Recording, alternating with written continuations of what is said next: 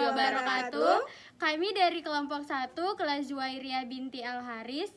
Saya ketua kelompok Deva Ariana Marpaung dengan NIM 180510401038. Saya Trisna Windari dengan NIM 180510401029. Dan saya Mulyani NIM 180510401027.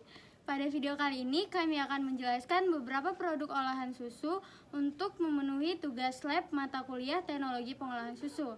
Saya sendiri akan menjelaskan mengenai susu UHT. Saya akan menjelaskan mengenai yogurt drink. Dan saya menjelaskan tentang keju. Mari kita nonton.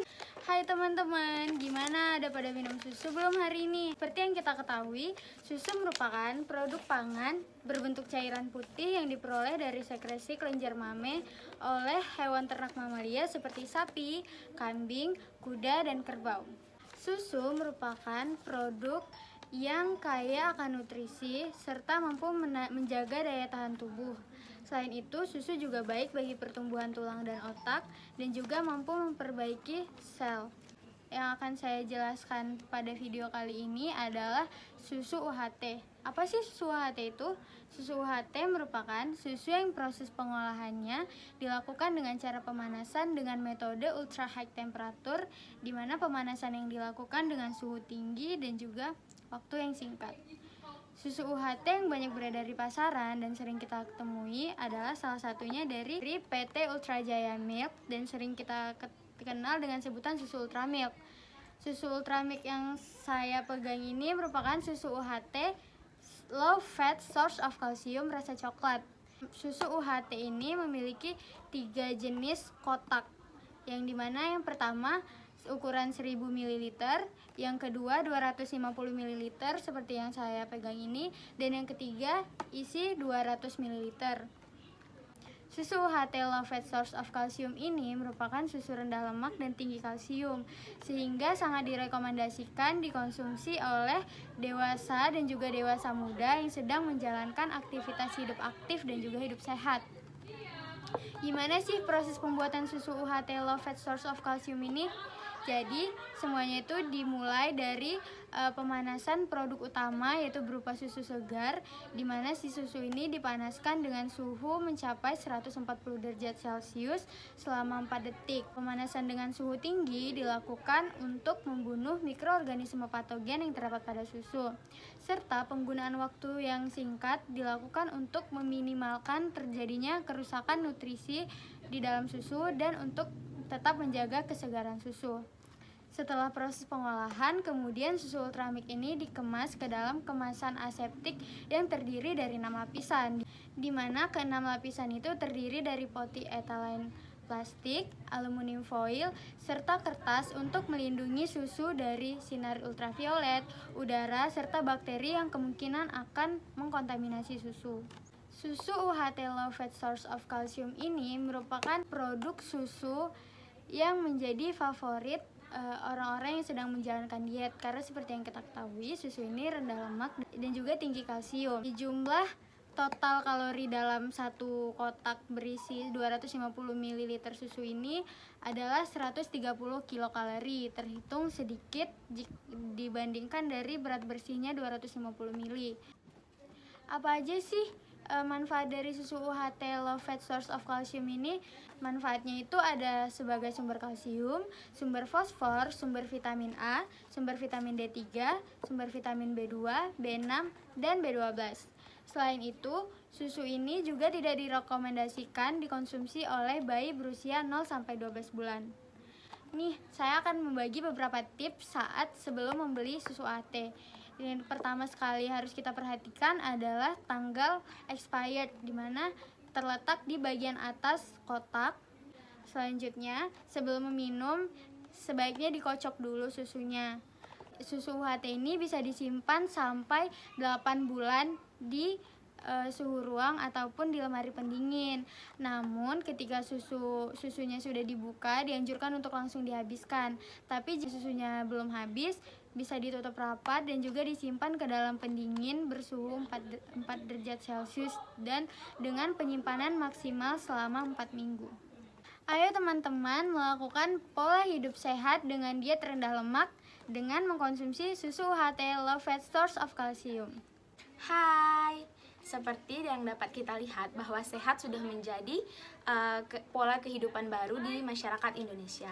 Hal ini diiringi dengan kebiasaan masyarakat Indonesia yang sudah mulai membaik. Contohnya seperti berolahraga, dan kemudian masyarakat Indonesia yang akhir-akhir ini sering mengkonsumsi makanan dan minuman yang sehat. Salah satu contoh minuman yang sehat yang dapat dikonsumsi oleh masyarakat Indonesia adalah susu. Namun susu memiliki beberapa kekurangan sehingga tidak semua kalangan masyarakat Indonesia dapat mengonsumsi susu. Contoh dari kekurangan yang dimiliki susu adalah susu yang bersifat laktosa intolerance, yang artinya bagi yang mengonsumsi susu bisa saja mereka terkena penyakit pada organ pencernaan. Nah, untuk menanggulangi hal tersebut sehingga diciptakan teknologi baru, yaitu dengan fermentasikan susu. Salah satu contoh produk fermentasi adalah yogurt. Yogurt sendiri adalah produk fermentasi dari susu yang difermentasikan menggunakan suhu 34 sampai dengan 45 derajat Celcius. Kemudian juga menggunakan starter Lactobacillus bulgaricus dan Staphylococcus thermophilus. Nah, kedua bakteri tersebut merupakan bakteri asam laktat yang akan memproduksi asam laktat sehingga timbulnya rasa asam, bau asam, dan juga kekentalan pada yogurt itu sendiri. Kemudian kita bahas manfaat dari yogurt. Yogurt ini dia sangat banyak manfaatnya. Yang pertama, dia kaya akan nutrisi, kemudian dia baik untuk sistem pencernaan. Selanjutnya, dia juga mencegah osteoporosis. Kemudian dia juga dapat dikonsumsi untuk orang-orang yang sedang menjalankan program diet. Kemudian juga dia dapat menjaga kesehatan dari jantung. Nah, sekarang kita bahas mengenai pembagian-pembagian dari yogurt ini. Pembagian yogurt ada dua. Yang pertama ada yogurt berdasarkan rasanya. Ada yang pertama plain yogurt. Plain yogurt ini artinya yogurt dengan tingkat keasaman yang tinggi karena tidak ditambahkan apa-apa. Selanjutnya flavor yogurt. Flavor yogurt ini artinya yogurt yang ditambahkan dengan perisa dan pewarna. Contohnya seperti pewarna stroberi, pewarna pisang, dan lain sebagainya. Kemudian yang terakhir adalah yogurt dengan sebutan fruit yogurt. Fruit yogurt ini berdasarkan yogurt yang diberi irisan ataupun pure dari buah-buah itu tersendiri. Contohnya ada stroberi, pisang, apel, dan lain sebagainya. Kemudian yogurt berdasarkan kandungan lemak. Yang pertama, yogurt berkandungan lemak tinggi. Itu memiliki kandungan lemak sekitar 4,5 sampai dengan 10%. Kemudian yogurt dengan kandungan lemak sedang dengan kandungan lemak sekitar 2 sampai 3%. Kemudian yang selanjutnya adalah yogurt dengan kandungan rendah dengan kandungan lemak 1 sampai 2%. Nah, yang terakhir ada yogurt dengan kandungan yang sangat rendah, yaitu kurang dari 1%. Nah, salah satu produk olahan yogurt yang saat ini banyak digemari adalah Yogurto. Yogurto sendiri merupakan minuman yogurt rasa peach yang diproduksi oleh PT Nutrifood Indonesia yang berada di Bogor. Nah, sekarang kita dapat mengkonsumsi yogurt tanpa harus melakukan proses-proses yang panjang dan juga dengan rasa yang nikmat, serta manfaat yang tinggi terhadap tubuh kita. Kandungan dari Yogurto ini adalah tinggi kalsium, rendah lemak, rendah gula, dan juga sumber serat.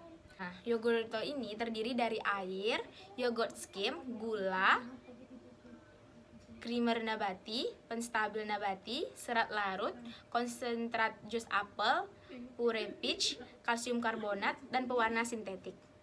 Sekarang kita dapat mengkonsumsi yogurt dengan rasa yang berbeda-beda.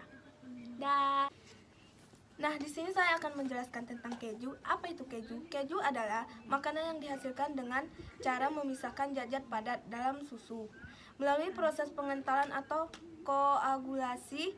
Proses pengentalan ini dilakukan dengan cara bantuan bakteri. Manfaat keju yaitu sehat bagi tubuh. Dan konsumsi keju dapat membantu dalam memulai kebutuhan kalsium, protein, fosfor, dan vitamin, serta mineral yang dibutuhkan tubuh. Dan keju juga bermanfaat untuk pertumbuhan kesehatan tulang. Contohnya, pertumbuhan dan penguatan gigi. Selain itu, keju merupakan bahan makanan dan camilan yang banyak mengandung kalori. Proses pembuatan keju ada 5 tahap. Yang pertama, pengasaman, yang kedua pengentalan, ketiga pengolahan dadih, keempat persiapan sebelum pemotongan, dan yang terakhir pemotongan.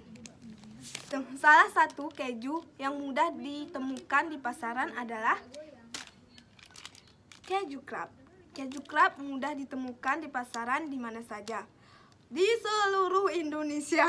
Keju Kraft, kalian tahu?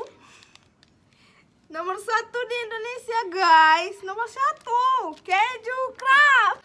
Keju Kraft ini memiliki manfaat yaitu protein, kalsium, dan vitamin D.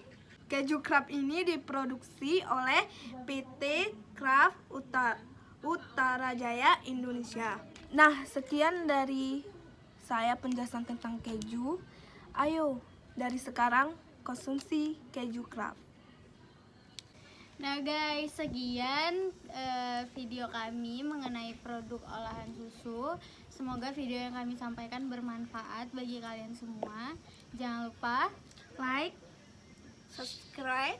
komen, dan share ke teman-teman kalian. Dah, assalamualaikum. Assalamualaikum. Bye. Bye.